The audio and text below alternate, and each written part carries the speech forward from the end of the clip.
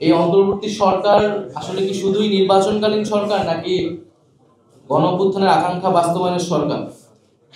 এইটা একটা মৌলিক বিষয়। আমরা মনে করি যে এই অন্তর্বর্তী সরকার একটা গণঅভ্যুত্থানের প্রেক্ষিতে তৈরি হয়েছে এবং ফলে তার গণঅভ্যুত্থানের যে আকাঙ্ক্ষা, সেই আকাঙ্ক্ষা বাস্তবায়নের একটা দায়বদ্ধতা রয়েছে।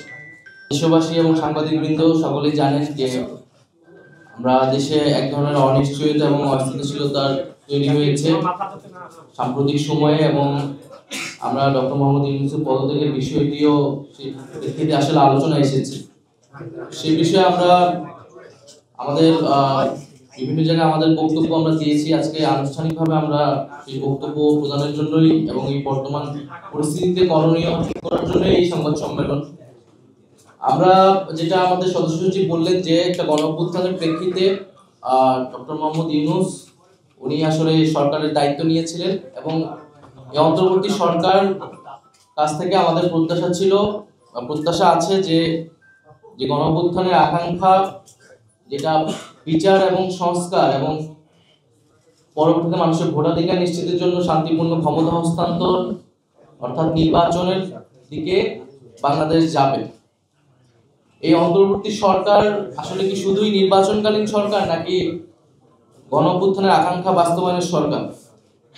এইটা একটা মৌলিক বিষয়। আমরা মনে করি যে এই অন্তর্বর্তী সরকার একটা গণঅভ্যুত্থানের প্রেক্ষিতে তৈরি হয়েছে এবং ফলে তার গণঅভ্যুত্থানের যে আকাঙ্ক্ষা, সেই আকাঙ্ক্ষা বাস্তবায়নের একটা দায়বদ্ধতা রয়েছে। শুধু নির্বাচন আয়োজন নয়, বরং জুলাই গণহত্যা সহ বিগত আমলের অপরাধ সমূহ এবং তার বিচার এবং রাষ্ট্রের মৌলিক সংস্কার মধ্য দিয়েই সরকারকে নির্বাচনের দিকে আসলে যেতে হবে। তাই আমাদের প্রত্যাশা বা আমাদের আহ্বান থাকবে যে ডক্টর মোহাম্মদ ইউনূস তিনি দায়িত্বে থেকেই রাজনৈতিকভাবে সকল পক্ষের সাথে আলোচনা করে একটা সমাধানের দিকে যাবেন। আমরা মনে করি যে জুলাই ঘোষণাপত্রের যেই নির্ধারিত সময় দেওয়া হয়েছিল, সময় কিন্তু আগাচ্ছে, ফলে নির্ধারিত সময়ের মধ্যেই জুলাই ঘোষণাপত্র প্রদানের ব্যবস্থা করা উচিত এবং বিচার, সংস্কার এবং নির্বাচন এই তিনটিরই রোডম্যাপ একসাথে প্রকাশ করা উচিত। তাহলে জনমনে এবং সকল রাজনৈতিক দলগুলোর মধ্যে এক ধরনের স্বস্তি তৈরি হবে, আস্থার জায়গা তৈরি হবে। ফলে আমাদের অন্তর্বর্তী সরকারের প্রতি আহ্বান, জুলাই ঘোষণাপত্র এবং বিচার, সংস্কার এবং নির্বাচনের রোডম্যাপ একত্রে ঘোষণা করা এবং সব পক্ষের সাথে আলোচনা করে একটা সুষ্ঠু সমাধানের দিকে যাও। পাশাপাশি রাজনৈতিক দলগুলো এবং আমাদের জনগণের প্রত্যেকেরই আসলে দায়িত্বশীল আচরণ করতে হবে। বাংলাদেশের বর্তমান পরিস্থিতি, জাতীয় নিরাপত্তা এবং ভবিষ্যৎ গণতান্ত্রিক বাংলাদেশের কথা ভেবে সকলেই সেই দায়িত্বশীল আচরণ করব আমরা এবং একটা আলাপ আলোচনার মধ্যে দিয়ে সমাধানের দিকে যাব, সেটা আমাদের প্রত্যাশা। দ্বিতীয় আরেকটি বিষয় হচ্ছে সেনাবাহিনীর পক্ষ থেকে 626 জনের একটা তালিকা, যেটা আমরা দীর্ঘদিন ধরে শুনে আসছিলাম, সেই তালিকা প্রকাশ করা হয়েছে।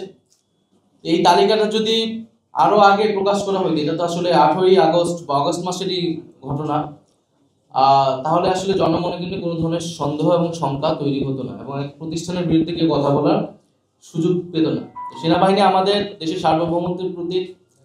আমরা চাই যে এবং সেনাবাহিনী এই গণঅভ্যুত্থান এবং পরবর্তী সময়ে যে ভূমিকা পালন করতেছে সেটা অবশ্যই গুরুত্বপূর্ণ, কিন্তু একই সাথে আমাদের রাজনৈতিক ইতিহাসে আমরা বিভিন্ন সময় দেখেছি সেনাবাহিনীর সাথে রাজনীতির একটা সম্পর্ক কখনো কখনো তৈরি হয়। আমরা 1/11-এর ঘটনা জানি। এই সকল ঘটনা কিন্তু আমাদের গণতন্ত্রের জন্য, আমাদের রাষ্ট্রের জন্য এবং আমাদের সেনাবাহিনী প্রতিষ্ঠান হিসেবে কারোর জন্য কিন্তু কখনোই ভালো ফলাফল নিয়ে আসেনি। ফলে সেই বিষয়টা যাতে আমরা সকলেই বিবেচনা করি।